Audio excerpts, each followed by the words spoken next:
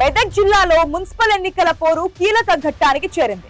మెదక్ నియోజకవర్గంలోని 2 మున్సిపాలిటీల్లో పాగా వేసేందుకు సిట్టింగ్ ఎమ్మెల్యే గట్టి పట్టుదలతో ఉంటే గులాబీ జెండా ఎగురవేయాలని కారు పార్టీ కసరత్తు చేస్తోంది. మరోవైపు కాషాయ దళం కూడా కథనోత్సాహంతో కదులుతోంది.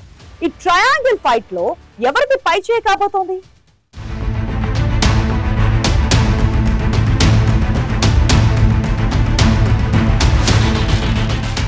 ఘనమైన చారిత్రక నేపథ్యమున్న మెదక్ నిజాం కాలం నాటి నుంచే పట్టణం, చుట్టుపక్కల జిల్లాలకు కేంద్రంగా కూడా మెదక్కి పేరుంది.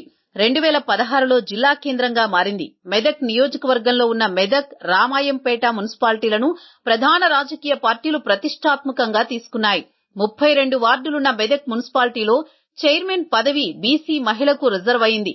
12 వార్డులున్న రామాయంపేట మున్సిపాలిటీని జనరల్ మహిళకు కేటాయించారు.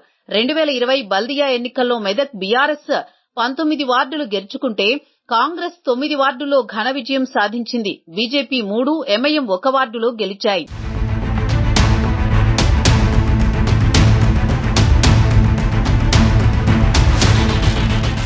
రామాయంపేట మున్సిపాలిటీలో 12 వార్డులుండగా బీఆర్ఎస్ 8, కాంగ్రెస్ 2 వార్డులు గెలుచుకున్నాయి. బీజేపీ, ఇండిపెండెంట్ కి చెరో వార్డు దక్కింది. అప్పట్లో 2 మున్సిపల్ చైర్మన్ పీఠాలను బీఆర్ఎస్ కైవసం చేసుకుంది. రాష్ట్రంలో అధికారంలో ఉండడం, మెదక్లోనూ పార్టీ ఎమ్మెల్యేనే ఉండడంతో కాంగ్రెస్ కి ఎన్నికలు సవాలుగా మారాయి. మాజీ ఎమ్మెల్యే మైనంపల్లి హనుమంతరావు, మెదక్ ఎమ్మెల్యేగా ఉన్న ఆయన కుమారుడు రోహిత్ మున్సిపల్ ఎన్నికలను ఇజ్జత్ కా సవాల్గా తీసుకున్నారు. పార్టీ గెలుపు కోసం తండ్రి కొడుకులు సమన్వయంతో ముందుకెళుతున్నారు. సర్వేల ఆధారంగా అభ్యర్థులను ఎంపిక చేశారు.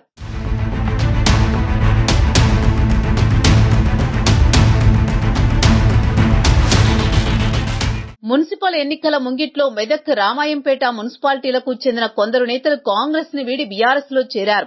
దాంతో అధికార పార్టీ అప్రమత్తమైన బీఆర్ఎస్ నుంచి వలసలు ప్రోత్సహించింది. 2 ఏళ్ల కాలంలో నియోజకవర్గంలో చేపట్టిన అభివృద్ధి పనులు, సంక్షేమ పథకాలను ప్రజల్లోకి తీసుకువెళుతూ మైనంపల్లి హనుమంతరావు, రోహిత్ పట్టణ ఓటర్లను ఆకట్టుకునే ప్రయత్నం చేస్తున్నారు.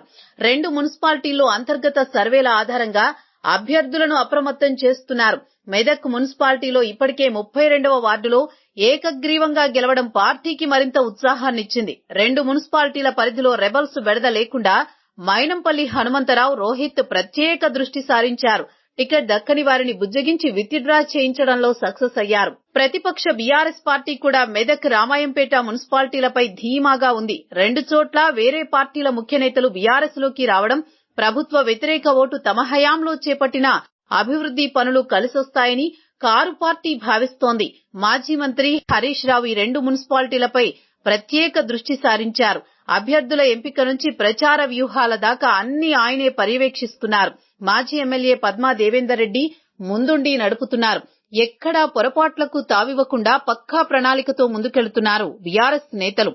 గత ఎన్నికల మాదిరి ఈసారి కూడా మెదక్, రామాయంపేట మున్సిపాలిటీలను కైవసం చేసుకుని జిల్లాలో సత్తా చాటాలనుకుంటోంది గులాబీ పార్టీ.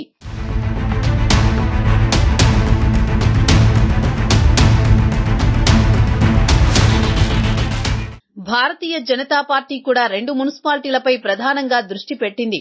సర్పంచ్ ఎన్నికల్లో మాదిరి అంచనాలకు మించి స్థానాలను సాధించాలని కాషాయ నేతలు కష్టపడుతున్నారు. మెదక్ ఎంపీ రఘునందన్ రావు మెదక్ నియోజకవర్గంపై ప్రత్యేక దృష్టి సారించారు. కాంగ్రెస్, బీఆర్ఎస్ పార్టీలకు తామే ప్రత్యామ్నాయమనే నినాదాన్ని ప్రజల్లోకి తీసుకువెళ్లే ప్రయత్నం చేస్తున్నారు. తమకు అవకాశమిస్తే కేంద్ర ప్రభుత్వ సహాయ సహకారాలతో పట్టణ అభివృద్ధి చేస్తామనే హామీతో పట్టణ ఓటర్లు తమ వైపు తిప్పుకునే ప్రయత్నాల్లో ఉన్నారు బీజేపీ నేతలు. ముచ్చటగా 3 పార్టీల ఫైట్ తో మెదక్ నియోజకవర్గంలోని 2 మున్సిపాలిటీలను ఏ పార్టీ దక్కించుకుంటుందో కొన్ని రోజుల్లో తేలిపోనుంది.